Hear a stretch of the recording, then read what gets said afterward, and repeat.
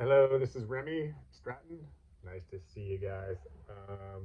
Kevin here, been bestowing some covers, Yes. um, bringing them by to the office here.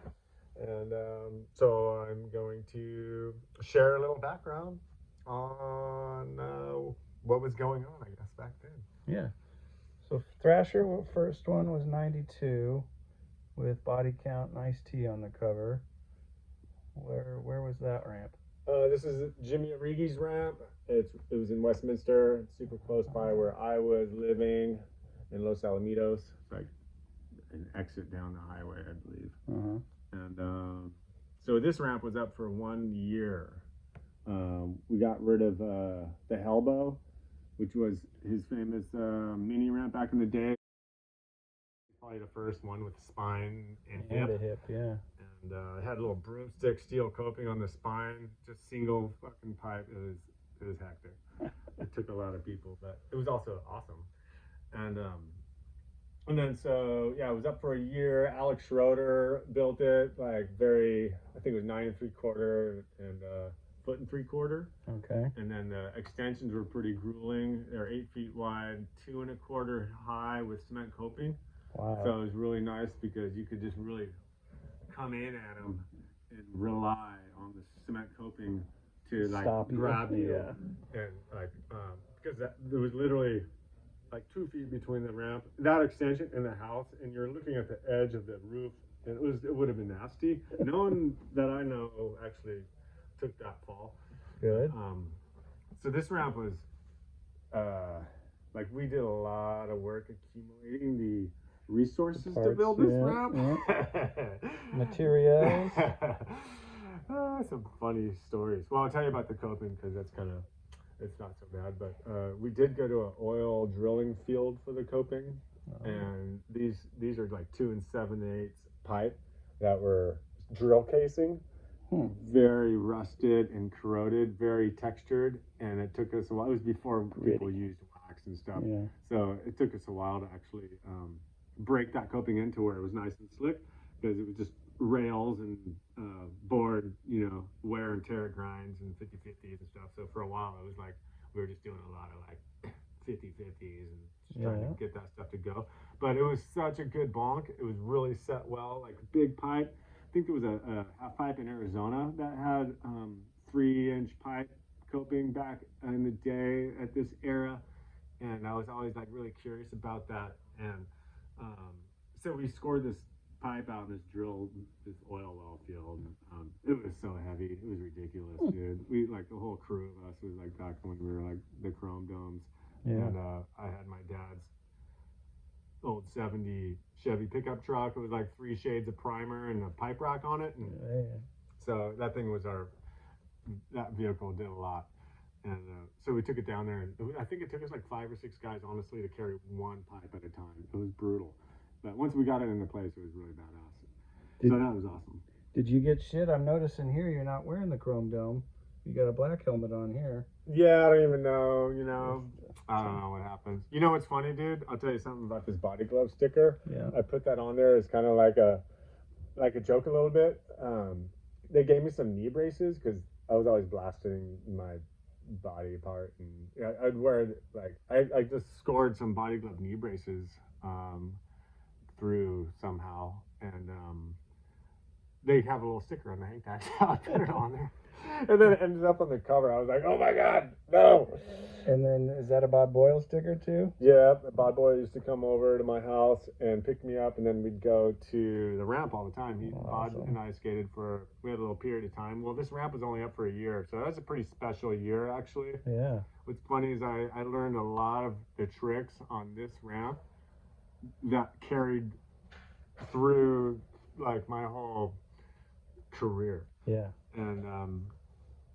And it just was so sad that I had to go. But Jimmy's sister ended up getting pregnant, and they were going to make an extension on the house, and so the ramp was gone. And I was on tour. I felt bad.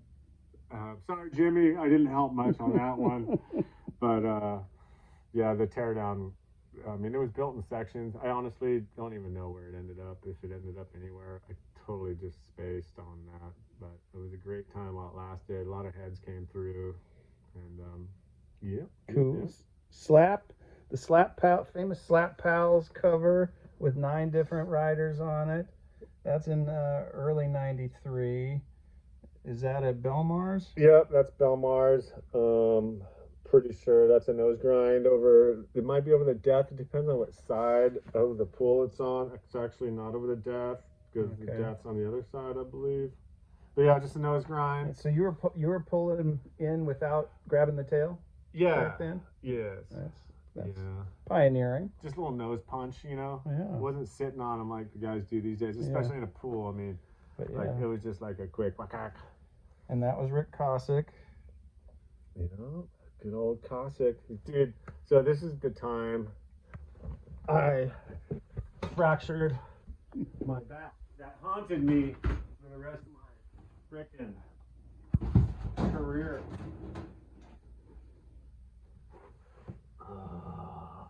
Fractured your back.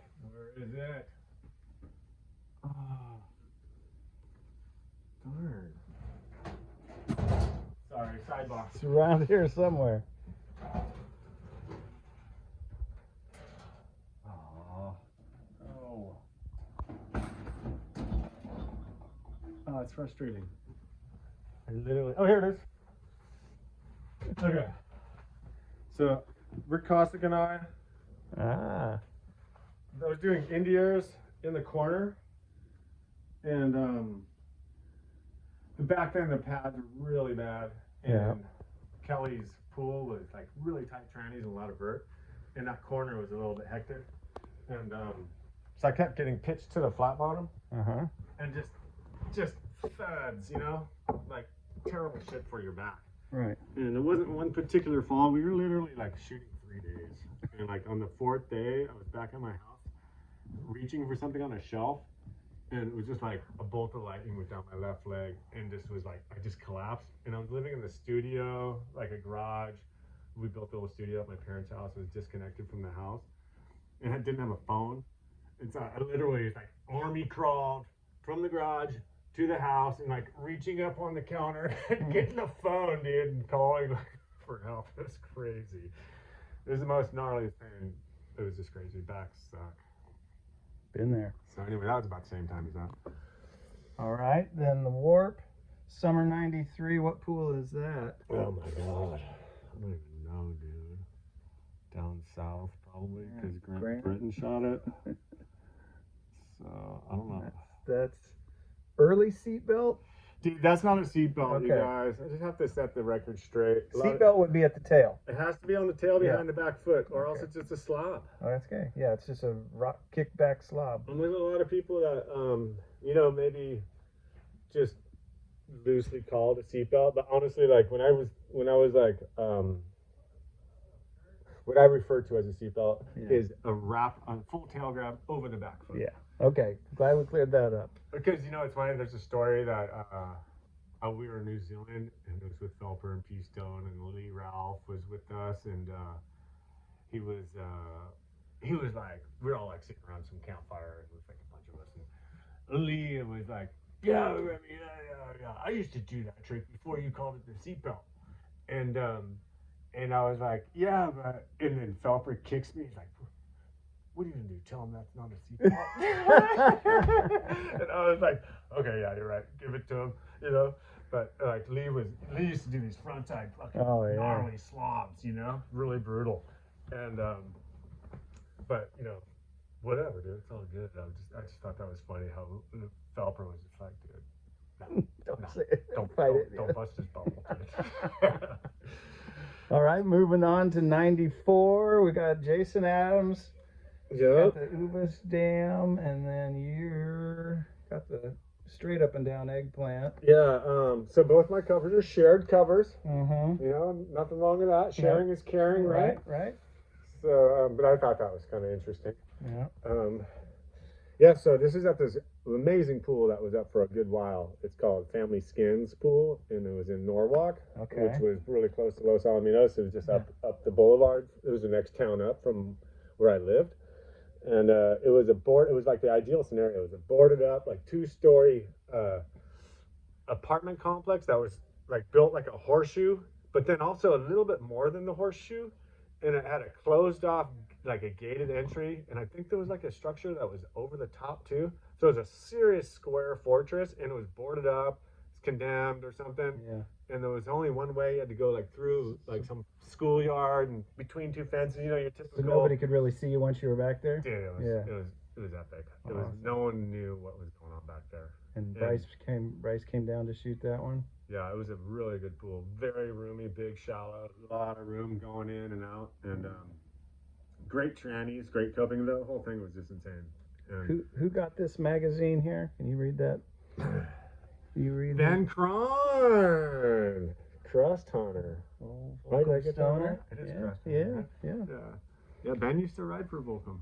That's so cool that you got this from Ben. It's classic. Yep. I didn't know he's from Enumclaw either. That's where Simon Bannoff Exactly. That's where they No both grew up in the same town. way. See, still learning about these things. Yep. Weird. So now we jump to 1996 at the YMCA in Encinitas for your sequence. Oh yes, yes. They gave me well, I think they were like maybe hooking up a chrome cover, Uh-huh. and which is cool. I don't even know if I was wearing. Can't a chrome really see your helmet there. Yeah. I may not have been, to be honest. Hard to say. Yeah, but this is just an Elliott body varial Indy. You know, you grab like stale masky and bring it around to Indy. And, Yeah. it's just yeah, it was just, well, of course, hyped to get on the damn cover. Yeah, yeah. And Don't see too many sequence covers. yeah. It's a nice rarity. What So that's down at the Y. That's the Vision Bowl. After it moved out of the Vision Bowl, it used to be indoor ramp at the Vision Shoe Warehouse. how long do you figure it was at the warehouse in Vision? A year, more than a year? I'm thinking maybe a couple, Yeah. maybe a little less than two. I don't know. Kind of. Did they have two pro contests there or just the one? That's a good question. I'm really not. Okay. I was like kind of. I got such a foggy memory. I love like these memory rejarring exercises. Yeah. I feel like I'm always with people that remember this, remember that, and they're talking about like amazing things that I'm like, I can't believe I forgot that. That's just like, I feel terrible.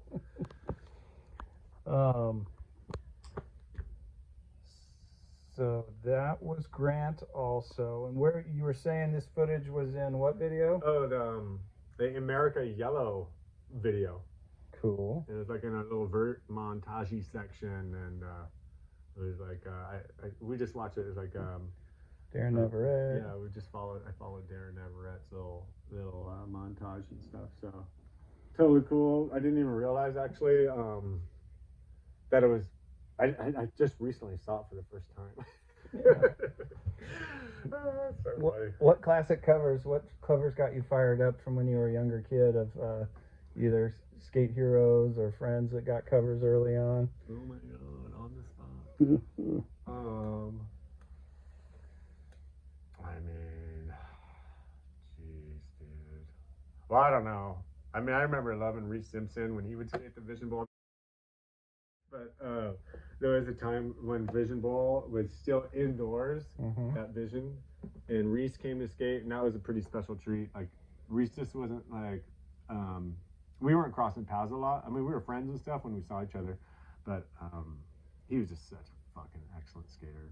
And so he comes in and he does his frontside invert, and I don't know if he was doing it on purpose or not, but he ended up just turning it into a Miller flip and coming in fakie right on the spine of the hip. He literally like 50-50 down the hip and just came in and still managed to get enough speed to, make it look good. I forget what he did on the next wall, but I was just like, damn, that was so freestyle and so dope. That was so cool. Hell yeah. Well, I think that about covers it, Remy. Thanks for sitting down with us today. Dude, thanks for coming by, man. Yeah.